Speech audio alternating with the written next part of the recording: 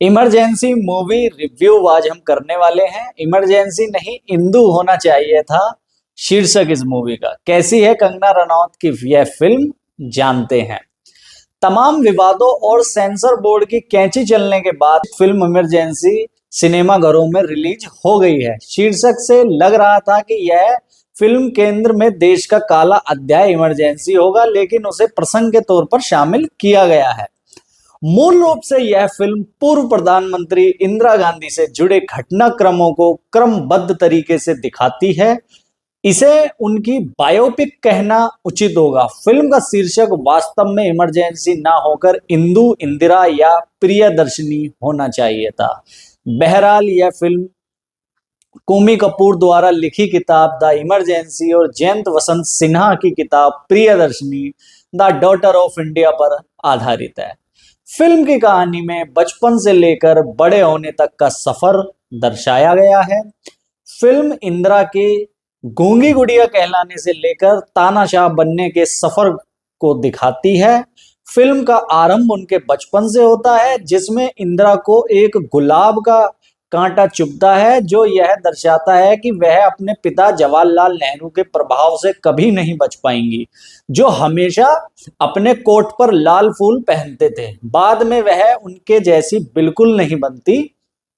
कहानी बचपन से आरंभ होकर उनकी युवावस्था, 1962 के युद्ध का परिणाम, नेहरू के बीमार पड़ना, फिरोज गांधी के साथ शादी में नाखुश होना, सत्ता पर काबिज होना, 1971 युद्ध से पहले फ्रांस अमेरिका राष्ट्रपति से मिलने जाना, बांग्लादेश का निर्माण, बांग्लादेश में उनकी जय जयकार, देश का पहला परमाणु परीक्षण को तेजी से समेटती है। यह फिल्म में सबको दिखाया है। 12 जून 1975 को इलाहाबाद हाई कोर्ट के जज जगमोहन लाल सिन्हा द्वारा चुनाव में सरकारी मशीनरी के इस्तेमाल का दोषी ठहराते हुए अयोग्य घोषित करना और निर्वाचन को रद्द करने के फैसले ने इंदिरा को हिलाकर रख दिया था।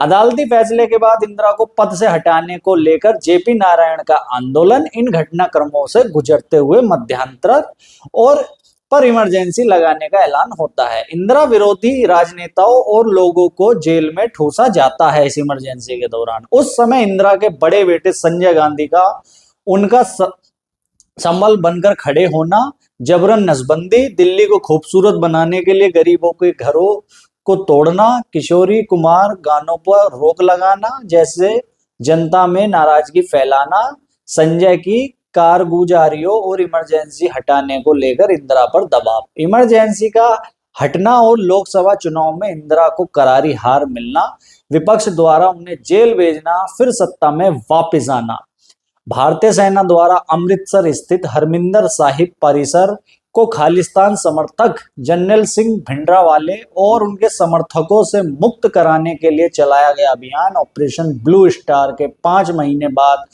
अक्टूबर 1984 में इंदिरा गांधी की अपने ही सुरक्षा दस्ते द्वारा हत्या के साथ फिल्म खत्म होती है। फिल्म की लेखक और निर्देशक कंगना रनौत ने इन सारे घटनाक्रमों को क्रमबद्ध तरीके से अपनी कहानी में समेटा है। कहानी तेजी से आगे बढ़ती है, किसी भी घटनाक्रम की गहराई में नहीं जाती है। इसके लिए इतिहास से परिचित होना जरूरी है। देश में इमरजेंसी लगाने का ऐलान होने के बाद के घटनाक्रम झकझोरते हैं। चूंकि फिल्म असल राजनेता की जिंदगानी पर आधारित है, ऐसे में 1971 युद्ध के दौरान राजनेताओं का संसद और सैन्य प्रमुख मानेक शाह के गाने का प्रसंग उसके साथ सुसंगत नहीं लगता। हालांकि सिंहासन खाली करो की जनता आती है सुनना अच्छा लगता है। फिल्म को विश्वसनीय बनाने के लिए परमाणु परीक्षण, स्वर्ण मंदिर में ब्लू स्टार ऑपरेशन की वास्तविक क्लिप का भी इस्तेमाल किया गया है। इमरजेंसी लगाने के बाद फिल्म उस दौर के घटनाक्रमों और निरंकुश निर्णय को दिखाती है, जो सत्ता के दुरुपयोग को दिखाती है। फिल्म परमाणु परीक्षण को उपलब्धि के तौर पर नहीं, बल्कि राजनेताओं का ध्यान भटकाने के तौर पर बताती है। यह थोड़ा सा खटकता है। क्या इंदिरा गांधी की भूमिका के साथ न्याय कर पाएंगी कंगना? फिल्म में इंदिरा गांधी की भूमिका निभाने के साथ कंगना रनौत ने इसकी कहानी लिखी और निर्देशन किया।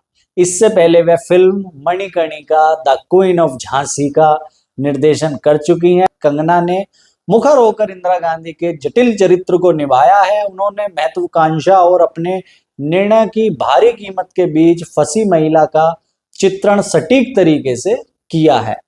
उन्होंने अपनी आवाज पर भी काफी काम किया है। अच्छी बात यह है कि उन्होंने अटल बिहारी राजनारायण के पात्रों के साथ उनकी शक्ल मिलाने को लेकर उन्हें कैरिकेचर नहीं बनने दिया। संजय गांधी बने विशाख नायर का काम उल्लेखनीय है। उन्होंने संजय की आक्रामकता और जिद को बहुत सहजता से आत्मसात किया है।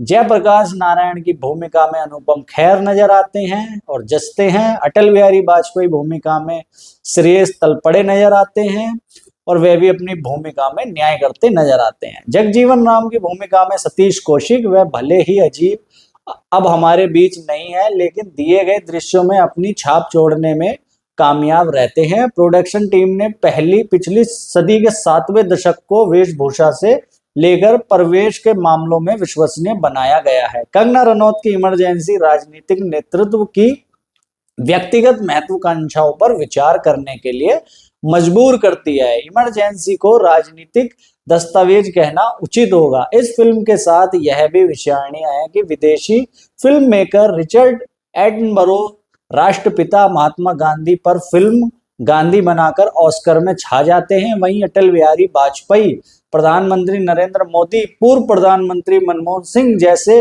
राजनेताओं पर बनी बायोपिक उस स्तर को छू नहीं पाती हैं। यह हमने पूरा रिव्यू आपके साथ किया है। जो मूवी में अभी ये देख चुके हैं वह अपना कमेंट में बता सकते हैं कि उनको यह मूवी कैसी लगी, कहाँ कमी लगी, कहाँ सुधार हो सकता था या एकदम शानदार लगी।